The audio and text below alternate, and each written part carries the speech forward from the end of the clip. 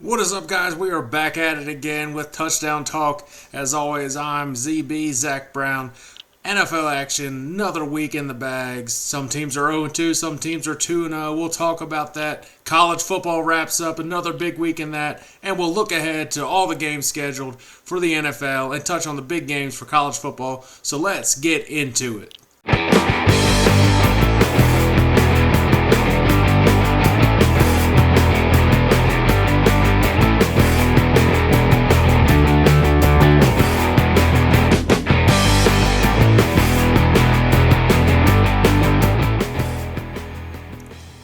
All right, NFL wraps up week 2 of the regular season. It's going to go by fast. We're already down 2 weeks, 15 to go in the regular season. So, 16 weeks, 15 more games. A lot of teams are already going Super Bowl or bust. A lot of teams are going tank for, Drake May? Tank for Caleb Williams? Yeah, we got all that too. Fan bases are disappointed. Fan bases are enthusiastic. It's the time of year for all that stuff. Touching all the games from this past week, let's dive right into it, and we'll kind of give a little bit of analysis from the stuff. But start off with the primetime game, the team that I'm wearing, first game of the week. The Vikings and the Eagles. The Eagles come away with the victory, 34-28. Really wasn't that close at the end. It was more of a garbage time touchdown, but as an Eagles fan, still a little underwhelming performance, especially from the offense. Finally, they stick to the run game like everybody was asking for. DeAndre Swift comes out in a big way, proving that he is still one of the top-notch running backs in the NFL with 175 yards and a touchdown in that game. So the Philly native has great homecoming. Jalen Hurts was able to facilitate the offense enough, have a decent performance, and he even said it after the game. You want to see him throw for 400 yards and 5 touchdowns and beautiful long deep throws and everything. But he only cares about winning, and that's a big thing about a franchise quarterback. Let's get somebody that wants to win, knows when to make adjustments, knows when to stick with the game plan, and go with what's working. The run game was dominating. Offensive line finally got going, and that was really the key to winning this game. The defense showed up in a big way. They were shorthanded on the back end, and that did show against especially Justin Jefferson had a big time game, but the defensive line put a lot of pressure on Kirk Cousins, hit him a bunch of times. Jalen Carter, another phenomenal performance, pressuring the quarterback. Jordan Davis with a fantastic game as well. The run game for the Eagles is very encouraging. Excited to see what they can do moving forward. Probably the first 2 games played not even close to their best of their capabilities, but yet they're 2-0. And as an Eagles fan, I think that's encouraging. They can only keep building upon this. And it's similar to last year. They started off slow, but as they got familiar with the play calling, familiar with the personnel, they started getting rolling. And it's definitely desperate for the Eagles to get these wins these next couple weeks against less than great teams coming up. I mean, you got Tampa Bay on Monday night. You got a 10-day window to rest up, get ready for it. So, yes, it's a road game, but it's definitely a game that you got to get a win. Let's touch on some of these teams that are 0-2, and it's kind of surprising, and it's not panic mode per se, but it is cause for concern because you drop another one, your chances at the playoffs plummet.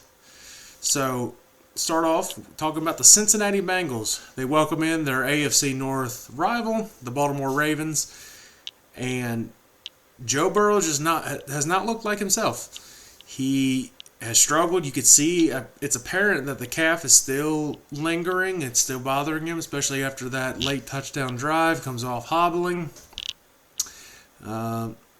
People are like, oh, he gets the bag, he doesn't care, he gets all that money. Has nothing to do with that. You could tell there's something going on injury-wise with him. He's just not himself right now. And it's a completely different team when he's down. Now, granted, he has played two really good defenses, played the Browns and the Ravens, very top-notch defenses in the NFL, but they're two AFC North division opponents. And now you're 0-2 in the division and overall as well. It's definitely starting to get some concern there. And if they drop one next week to the LA Rams, it's definitely going to be almost panic mode in Cincinnati. We'll see what this week brings, what the injury report is for Joe Burrow right now. He's expected to play, but you never know with a lingering calf injury like that. But again, the Ravens come into Cincinnati, win 27-24. Really, again, a game that wasn't as close as what the score showed. The Bengals had a chance towards the end, but they just could not stop the Ravens. Ravens were able to run out the clock. Lamar looked really, really good. Very good on his deep passes, great touch passes. Going into the end zone, I think it was to Zay Flowers, if I'm not mistaken. They did lose OBJ, so his health and his ability to stay healthy for a season is definitely in question. But they really brought him in for like what he can do in the second half of the season is propel him to playoff mode and even further is what they're hoping. So moving on to another 0-2 team, I definitely have to touch on this. I've talked about it on my TikTok, so go make sure you're following my TikTok. It's at ZB Media Productions. But the Los Angeles Chargers, what do you want from them? The offenses look fantastic. They have put up... how many points did they put up this last game? Of course, I can't find it now. Oh, they put up 24 points. They put up, 32 in the season opener. And they just can't get it done against the Titans team. Yeah, they're a tough team. They're coached really well by Vrabel. But the offense has shown out 2 weeks in a row, and the defense cannot get the amount of stops. And Brandon Staley is a defensive-minded coach, and he has not been able to get a defense to play well at all. This is his third year, and quite frankly, I think this is his last year as the Chargers head coach. Unless something gets turned around and he wins a playoff game or two, he clearly has not done a good job. Justin Herbert's looked very good. The offense has been pretty much firing on all cylinders. It's that defense, and his coaching decisions have cost him many games throughout the years. Blowing a big-time playoff lead like he had last year against the Jaguars. He's definitely on the hot seat, and I don't expect him to be back after this year unless something changes drastically. So, Titans are at home, 27-24 over the Chargers. Titans, again, it's a team that fights like their head coach, fights hard for him. Tannehill looked better. Hard to look worse than week one. Derrick Henry's starting to get rolling a little bit. DeAndre Hopkins making some plays out there. They have potential to be a decent team. I don't think it'll be enough to win the division, like I said before. But, the Jaguars didn't look too good this weekend at all. So, you never know. It's the NFL. Anything can happen. Why don't we just talk about another 0-2 team while we're at it? Just keep getting depressed for all these fan bases. Sorry about it. The New England Patriots. For the first time since 2001, they have started off the season 0-2. And I don't think they're a bad team. They've had two tough teams. Obviously, the Eagles and then the Dolphins came to town. But you drop two home openers in a row, that's tough. Now you're at a disadvantage for the rest of the year going on the road. Going to have more road games than home games now. And I believe one of them's in Germany, if I'm not mistaken, for the Patriots. If you're a Patriots fan, you're got to be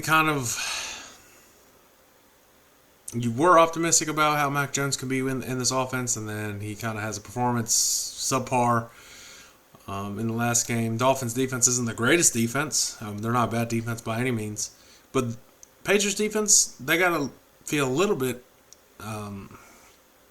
I guess, satisfied holding the Dolphins to only 24 points with that high-powered offense. But it seems like anytime you can get Tyreek Hill out in the open, he's going to find a way to make a big play.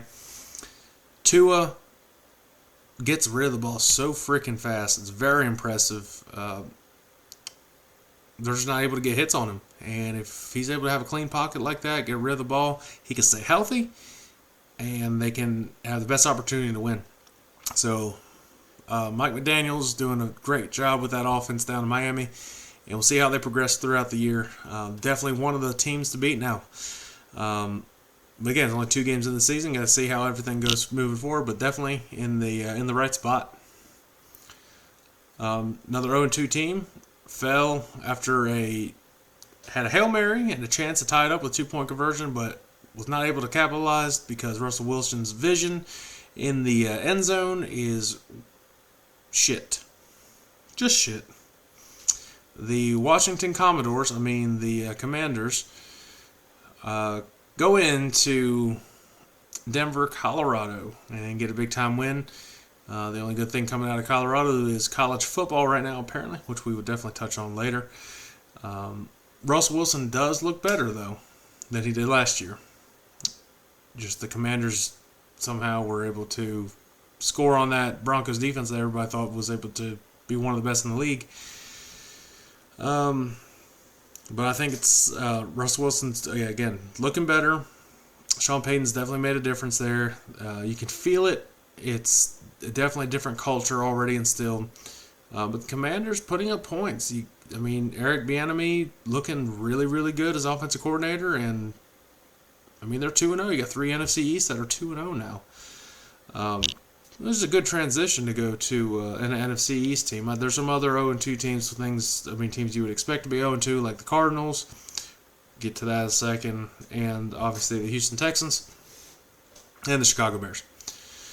So, going on with the other NFC East team, very impressive performance. Again, against a non-Aaron Rodgers Jets team. But the Dallas Cowboys looked fantastic. And it's not just their offense. Their offense definitely is very productive and consistent, but they haven't needed their offense. So we don't really know what they are with their backs against the wall. That defense is fucking awesome. And this is an Eagles fan talking about it. And you're going to hear from all the Cowboys fans, we them boys, we do all... Yes, I'm going to agree with the Cowboys fans finally with something. That defense is very scary. Micah Parsons is a fucking animal. He disrupts every play, whether it's run or pass, and he's going to, if he keeps it up, he's going to be the defensive MVP of this year. No one can block him. No one can block him one-on-one. I'm just going to say, there's no one out there. I don't even think, who is it? Armstead or whatever his name is, and Lane Johnson, best tackles in the league. I don't think anybody can block him one-on-one. You're going to have to figure out a way to slow him down. At the very least, you're never going to stop him, or just scheme him out of the game. Because if you give him an opportunity, he's going to take it, he's going to take advantage of it. Dallas Cowboys beat the dog shit out of the Jets. Again, just Zach Wilson. He threw, 3 picks. Looked like fucking ass. Like the Zach Wilson we expect. Dak did nearly throw a pick 6, would have changed the entire telemetry of the game, but Sauce Gardner did drop it. Cowboys are just really fucking good right now, and they're going to win next week against the horrible shit team of the Arizona Cardinals. Cowboys get momentum. They're going to be a scary team. Simple as that. Mike McCarthy is a Super Bowl winning coach. He knows how to get done. He's calling the plays now for Dak, kind of being that balanced offense there to give Dak the best opportunities and have the least amount of interceptions he can. So, yeah. Cowboys are... It kills me to say, but they're fucking solid. Another NFC team looks really good, really good right now is the San Francisco 49ers. Very very impressive performance once again for Brock Purdy. Mr. Irrelevant himself. I don't think he can qualify for comeback player of the year since he played the entire season last year, but that team looks really good. He is comfortable in that system. The Rams, though, they lost by 7, which, if you're in the sports betting world, you're either really fucking happy that the Rams kicked that last second field goal or fucking pissed off and very confused what the fuck was going on, why they kick a field goal running out of time, and looked rigged to me. Yeah. But you've got to be encouraged with Matthew Stafford passing to that young receiving corps. I'm not even going to try to pronounce those guys' name. You know him. You've got him fantasy, or you got him on the waiver wire this week. You know who I'm talking about for the Rams. And definitely got to be encouraged with it. Without Cooper Kupp, the offense is definitely doing well. And I think the Rams could be a very good team. Sean McVay is a very, very good coach, and he will figure it out, and they will have a chance to make a run at the playoffs throughout the year. As long as everybody stays healthy, specifically Matthew Stafford, I think they'll be all right. All right, who we want to touch on now? What about the Atlanta Falcons? Getting a last-second go-ahead score over the Green Bay Packers. Let's just talk about Bijan Robinson. That motherfucker's good. I'm glad I got him on fantasy. He's going to have a great fucking year if he stays healthy. Again, this is all about staying healthy. We'll talk about that health thing that happened on Monday Night Football. But Bijan might be the guy for the Falcons moving forward. Very versatile player. Can be utilized as a receiving back if he needed. And runs all over the place. Offensive line does a great job, opens up the holes for him. He's able to use his vision. Very patient runner as well. And just hit the holes. You've also got to be still encouraged if you're a Packers fan. Jordan Love looks like a very, very good quarterback for you. I would be very happy where you're at right now. I know you're 1-1. You probably should be 2-0. Kind of drop that game there in Atlanta late, but I think you'll bounce back. Packers definitely in the Jordan Love era. I'm impressed with it. The reigning Super Bowl champions, the Kansas City Chiefs, win 17-9 over the Jacksonville Jaguars. Very low-scoring, surprising affair. Chris Jones signs that one-year deal. Has a sack and a half, so welcome back to Chris Jones. Looks solid. Travis Kelce gets a touchdown on his first game of the year after suffering that preseason injury to his knee. And the big news from the Chiefs right after the game, Patrick Mahomes restructured his contract to become the highest paid player over a 4-season span. So he'll be making, $53.5 million or something like that from 2023 to 2026. So through those seasons. So congrats to Patrick Mahomes getting the bag he deserved. But I think there's a little bit of concern that Jaguars were only able to score 9 points against the Chiefs' defense. But the Chiefs' defense might be very, very solid this year. And if the Chiefs' defense keeps it up like they did the first week and this week, that offense is going to start rolling. And that offense starts rolling, you give Patrick Mahomes opportunities and Travis Kelce opportunities, the fucking Chiefs are going to make another damn run at this thing. Team I'm just looking right beside it. The Tampa Bay Buccaneers are 2-0. Who'd have fucking thought this? Baker Mayfield taking over for Tom Brady and just making things happen. He made things happen against a shitty-ass Chicago Bears team, but he still made things happen. Mike Evans had a huge fucking day, and he's not even going to be under contract for next year for the Bucs. They might want to fucking reconsider that because he looks like a dog this year and has not slowed down.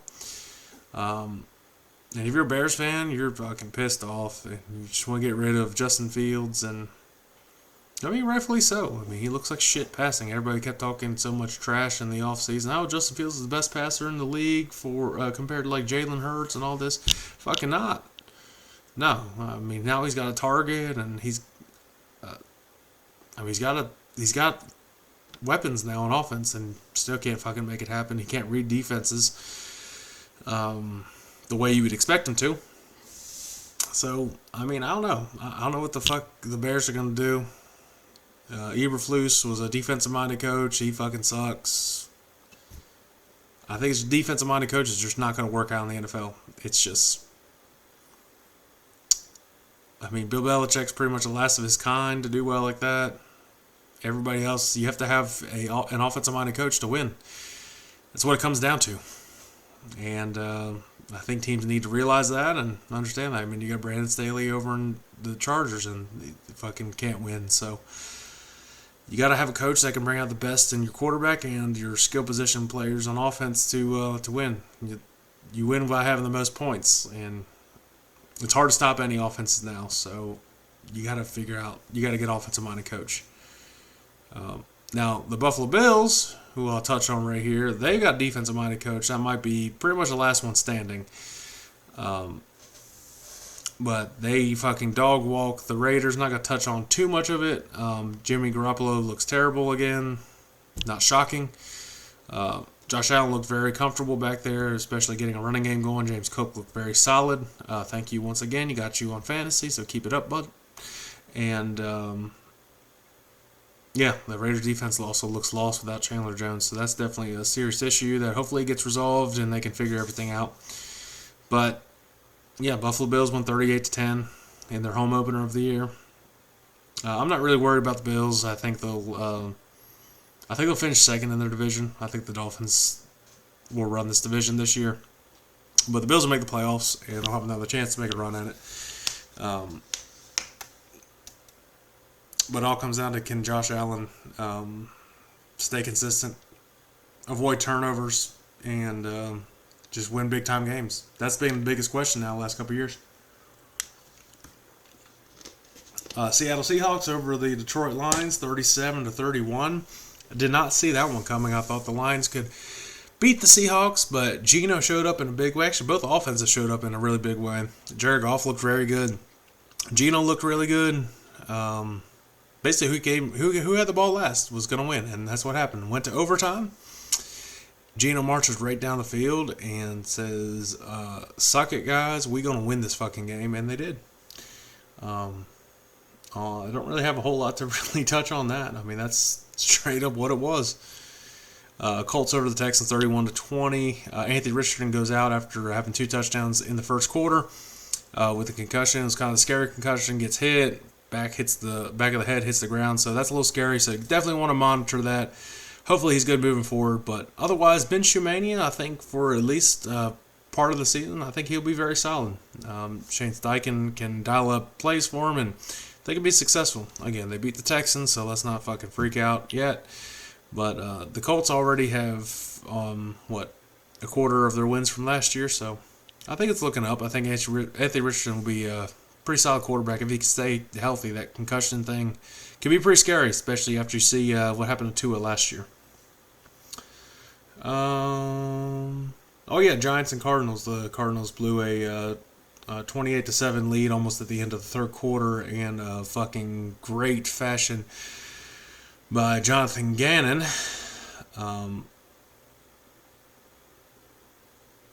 There's a reason Philly left you in Arizona, bud. Told you to not get on the fucking plane, take this job, and stay the fuck away from us. Blowing a lead in the Super Bowl. Very questionable defensive schemes throughout the year last year. The reason you look good was because you had phenomenal players, but you weren't putting them in the right positions. They've even said it themselves. And I'm talking to you right now. And you couldn't fucking beat the Giants after you had a 4-score lead. So, what the fuck? The Giants win 31-28. Saquon's got a lower ankle sprain, so he's considered week to week. So monitor that. Sucks for Saquon. As a Penn State fan too, he just can't stay healthy.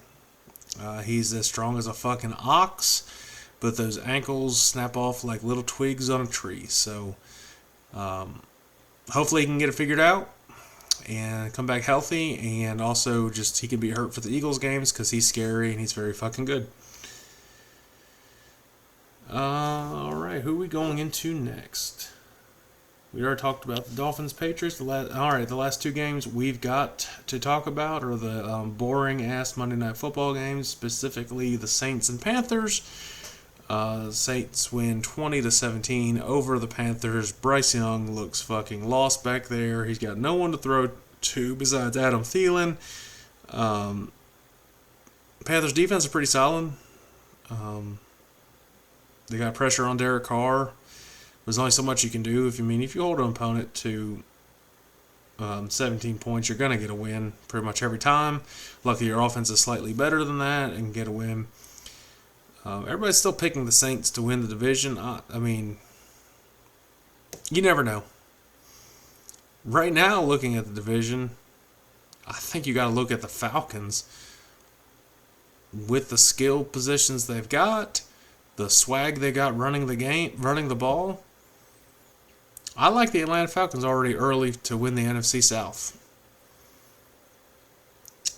All right, the final Monday Night Football game.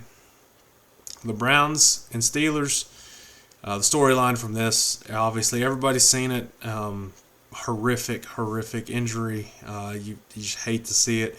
Anybody go down like this. Nick Chubb gets tackled low. It was a clean tackle. Shoulder goes into the knee, and the knee snaps, and the leg goes away. It's not supposed to go. And I don't even want to talk about it. If you want to look it up, it's your discretion. They didn't want to show the replay, and I think it was for good reason. It sucks for Nick Chubb. I don't know if you can recover from this. It's almost like a Alex Smith type injury in my mind. And as a running back in the league, I don't see him coming back. I don't see Nick Chubb having a career after this. Modern medicine has done wonderful things, but if I were him, I would just try to get healthy walking again. There's going to be jobs lined up, endorsements lined up for him to be an analyst for any one of these TV organizations. Just get back to where you can at least function in life, and football will come later. That's a scary injury. But the Steelers' defense scored more points than their offense, so you got to be encouraged if you're a Steelers fan for the defensive perspective, because T.J. Watt's a fucking animal as well. So between T.J. Watt and Michael Parsons right now, I think for Defensive Player of the Year so far, he's 2 weeks in, so let's not get ahead of ourselves. But Deshaun Watson looks like shit for the Browns. Fucking first play of the game, he throws a pick six on a questionable decision. So, Browns look phenomenal week 1, and then look like fucking shit week 2. You never know what you're going to get the Browns. Also, you never know what you're going to get the Steelers. If the Steelers defense keep putting up points like that, they'll be fine. But with that Matt Canada offense and the young Kenny Pickett and George Pickens get me confused. I think you need a coordinator in there to that understands Kenny's strengths and weaknesses and can dial up play specific for him and put him in the best position, because Matt Canada has not done that, and he didn't do that with Big Ben in Big Ben's final year. So Matt Canada's clearly not the fucking answer, and nobody wants to address that in the Pittsburgh Steelers organization. But whatever. Steelers are 1-1, so see how they do. They got an easier schedule coming up. So let's finish up NFL. Let's go with my top 5 teams right now heading into Week 3, and then let's go with our Week 3 picks. Then we'll dive into college football. So let's get into my top 5. So on the screen right now are my top 5 NFL teams heading into Week 3. You can see there at number 5, I've still got the Kansas City Chiefs. You got Mahomes, you got Andy Reid, you got Travis Kelce back, and Chris Jones back. If that defense keeps rolling like they are and that offense gets to what they are capable of, Chiefs will be very scary. Never count them out, so they're not going to drop out of my top 5 right now. At number 4, the team that played them in the Super Bowl, the team I'm wearing on my hat. I've got the Philadelphia Eagles playing the probably worst games, especially in Week 1 and partially in Week 2. Come away with wins in both of them. Not easy to do in the NFL. Shows a lot of the team's character and their growth and what they can be capable of doing. If they keep running DeAndre like they have been, they might be a fucking rushing leader in the NFL by the end of the year. So Philadelphia Eagles at number 4. And at number 3, I have the Miami Dolphins. Look very good. 2-0 team. Offense looks very, very, very fucking scary. Don't want to play them, but the Eagles play them in the Kelly Green today, one of the Kelly Green nights, so that's going to be scary coming up. But the Miami Dolphins at number 3. Number 2, I've got the Dallas Cowboys. A lot of people have them at number 1 right now. Let's push the brakes a little bit. Again, they played a depleted Jets team from their MVP quarterback, but Cowboys look really good these last 2 weeks. Let's put them at number 2, and it kills me to do that. And at number 1, we're going to keep with the San Francisco 49ers. I think they're the best overall, well-balanced team offensively and defensively. And I think they'll have another big year under the belts under Kyle Shanahan. So, yeah, there's my top 5 for the NFL. So let's dive into Week 3 picks. So let's go with our split screen. And as always, of course, the picks are brought to you by W Energy. So I've got it right here. There's a little blue raspberry flavor. It is called Big Energy Tears. Go check them out at w.gg. Use promo code ZBHP. Get 10% off your order. W.gg, promo code ZBHP. Great energy supplements, great hydration packs as well. So go check them out. And get kick-started with your day. Let's get on with the picks for this week in the NFL.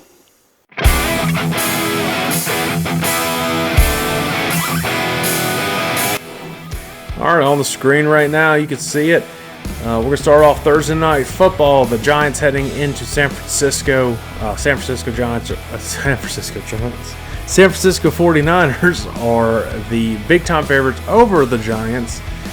And it's definitely confusing if you're just a casual sports fan. You see San Francisco and then you see the Giants and you know about the San Francisco Giants. So a little fucking confusing there. But 49ers big time favorites over the Giants.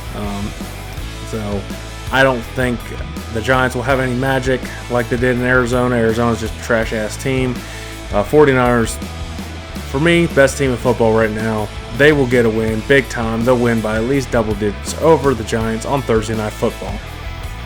Heading to our Sunday slate, the Falcons and the Lions. Falcons are very, very good running team right now. Desmond Ritter's able to at least facilitate the offense enough where he doesn't have to do a whole lot. But eventually you're going to have to do some. And I think the Lions defense is pretty solid, and I think they'll be definitely putting the pressure on Desmond Ridder. I think it'll be too much for him. I think this is where the Falcons get the first loss. I'm going with Detroit Lions in the Falcons-Lions game. Let's go with the Chargers and Vikings. This is it. One of these teams is going to be 0-3. And I don't fucking know who. I think it's up in the air. Both teams are equally mediocre. Chargers offense is fantastic, but the Vikings offense can also strike very fast. But I do like the Vikings at home in this game. Chargers are going to start off 0-3. Brandon Staley seat is getting hot. And if he keeps it up, he'll be out of a job here in a few weeks. The Vikings over the Chargers is my pick. Saints going to the Packers. Can the Packers bounce back after a heartbreaking loss against the Atlanta Falcons? And can the Saints maintain their win streak? Well, one of those statements is true. I don't think the Saints going to Lambeau. I don't think they will beat the Packers. I think Jordan Love will make some magic happen. I think Christian Watson's got a good shot of being back this week as well. I like the Packers over the Saints in this one. Going to the Texans and Jaguars AFC South battle. Texans 0-2, still trying to develop their culture, figure out who they are, get their identity right. Jaguars, they know who they are. Very underwhelming performance offensively. I don't think you'll see that happen in this game. I think Trevor Lawrence bounces back with a big game. I like the Jaguars over the Texans. Broncos head into the Dolphins. 1 o'clock slate on the East Coast. That's kind of a big deal, especially for a West Coast team. Well, a mountain team. To go there, so that's pretty early. And especially going to Miami in the humidity, in the heat, not going to be the easiest. You go from mile high to sea level. So I think the Dolphins are just too good right now. Offense is just firing on all cylinders. Defense makes enough plays. I like the Dolphins over the Broncos, putting the Broncos down at 0-3 and the Dolphins at 3-0. Titans at Browns. Well, this was going to be the battle between Chubb and Henry, but we talked about Chubb. Very unfortunate what happened with him. Titans got moxie. Titans got attitude. Titans will fight, especially with Vrabel as the coach. I like the Titans in this to make a little bit more plays. I think it'll be a very low-scoring affair, but I like the Titans over the Browns. Bills at Commanders. This is really interesting. Nobody thought I would ever say that, especially with the Commanders, but Bills kind of confusing who you got. Week 1 was not good against the Jets, and then week 2 they looked fucking amazing. Commanders, they might have a guy at Sam Howell, and that defense is very solid as well with Chase Young and everybody in that front seven. One of the best in football, I think. I think the Bills will make enough plays, go into Washington, get the big time win, and they kind of need to get a win, stay close by with the Dolphins if they're going to have any chance at this division. So Bills over Commanders. Colts and Ravens. I'm not going to spend a whole lot of time on this one, especially if Anthony Richardson is out with the concussion. Likely he will be. I like the Ravens in this. At home, Lamar Jackson looking like his MVP self. Could have another really big-time game. Ravens over the Colts. No question about it. Patriots at Jets. Well, Aaron Rodgers were playing, I would tell you the Jets were going to get this win. But Zach Wilson's looked terrible. And I think Bill Belichick's going to confuse Zach Wilson. I think he'll get a bunch of turnovers on with Zach Wilson. And then I think Zach Wilson will start getting booed off the field. And Jets might be wanting to look at some sort of veteran quarterback to come in to save them. So I like the Patriots over the Jets in this one. All right, get to the late afternoon games. We got the Panthers at the Seahawks. Not spending a lot of time on this one either. Panthers are 0-2. They're going to be 0-3 after this game. Seahawks at home with Geno Smith getting hot after that last game. No question about it. Seahawks over the Panthers. Let's move on next one. Again, not spending a lot of time on this. Bears and Chiefs. Chiefs had an underwhelming performance on offense, but I think they will bounce back and get some momentum back on their side, get rolling. Big time win. Won't be an issue. Chiefs over the Bears. Yeah, that's it. Should we talk about this one? Fucking Cardinals, dumpster fire organization right now.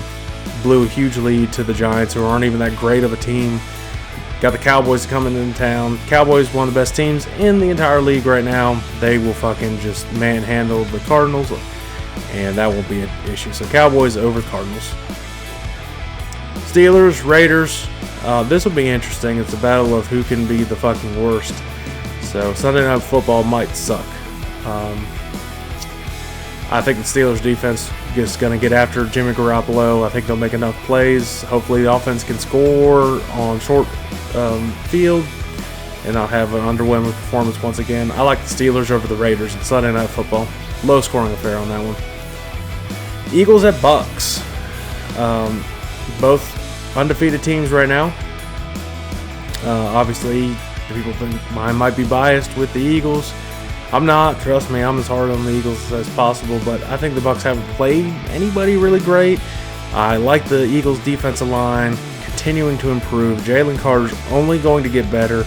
I see a lot of pressure put on Baker Mayfield in this game. I do like the Eagles over the Buccaneers on the first Monday Night Football game.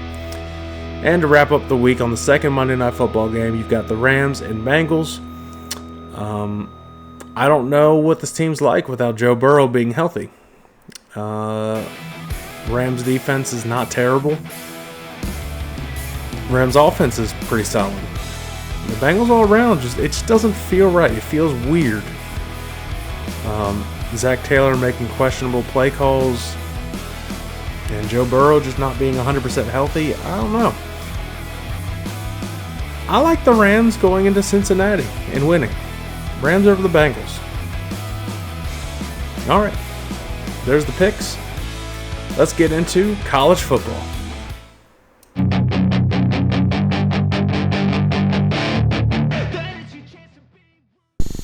All right, well, I can't go too much talking about all the games in college football. I got to highlight my teams.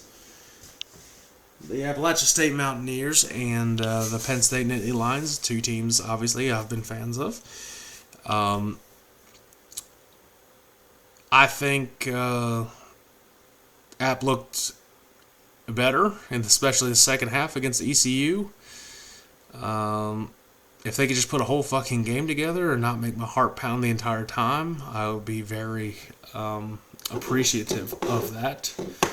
But App State getting a win over ECU is big, especially going into Wyoming. That might be a pretty solid game. It's going to be a tough game, especially to travel out into the mountains out there. It's just a long trip. It can always be tough for a younger team. But I really like Aguilar slinging it out there. Nate Noel, in case anybody didn't know, is the leading rusher per game of the year in college football. So congrats to Nate. Hopefully they keep up the run game. Offensive line's getting the push they need. They're looking better and better each week. I think they'll be good. It's very encouraging to see. And then flip side, you got Penn State over Illinois. Underwhelming performance by Penn State. I mean, they won by 17. It was a comfortable win. But you play Illinois, you expect to win by 30, 40 points or something. So, not causing concern, but definitely things to clean up and get ready. The whiteouts this week for Penn State against Iowa. Know how big that game is. So, primetime game, two ranked opponents. I think Penn State can get a big win at home against Iowa. Iowa just not the best offensive team, and Penn State's defense is pretty damn solid. And I think Drew Aller is a very good quarterback. I think they'll be solid, and they got to keep it up. If they want to have a chance to the playoffs, they can't slow down. Let's talk before I get into the game of the year so far, in my opinion.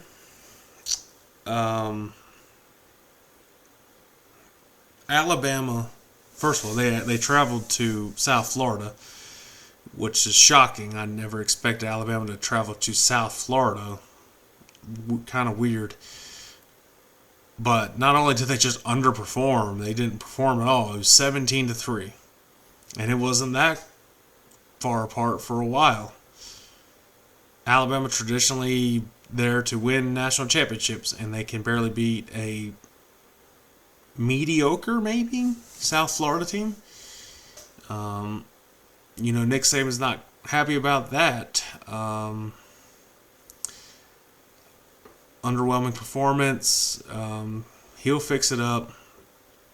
They're going to have to figure out something. Obviously, defense couldn't have done really much more, but that's a game they're expected to win by 40-plus points. And they go down there and just score 17.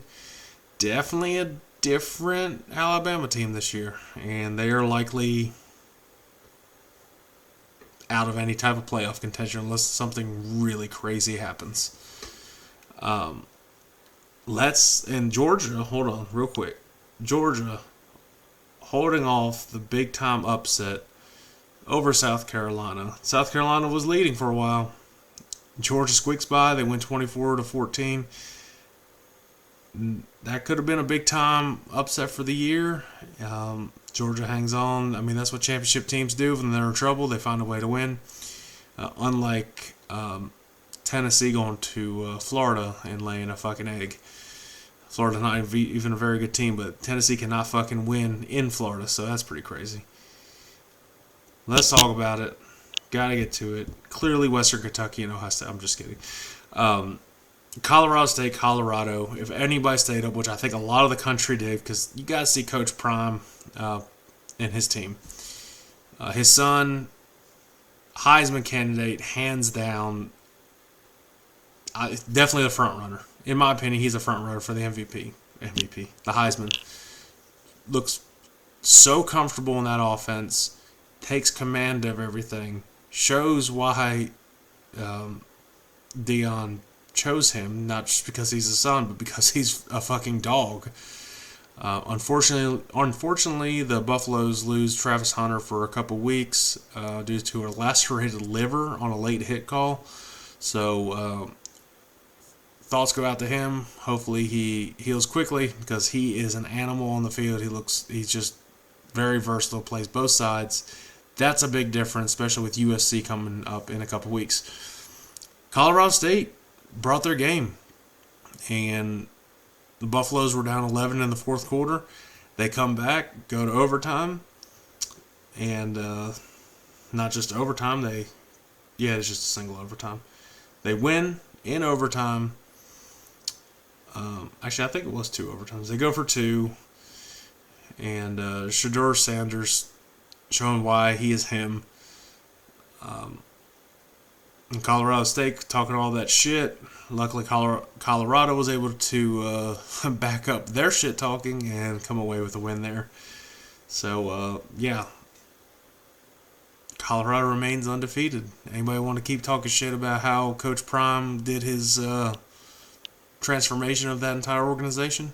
They made $17 million a couple weeks ago. I'm sure they made even more in this one. Everybody can shut the fuck up right now. He knows what he's doing. He's a great coach. He was a great athlete. They'll be all right. And Colorado plays Oregon this week, so that will be the game I'm looking at.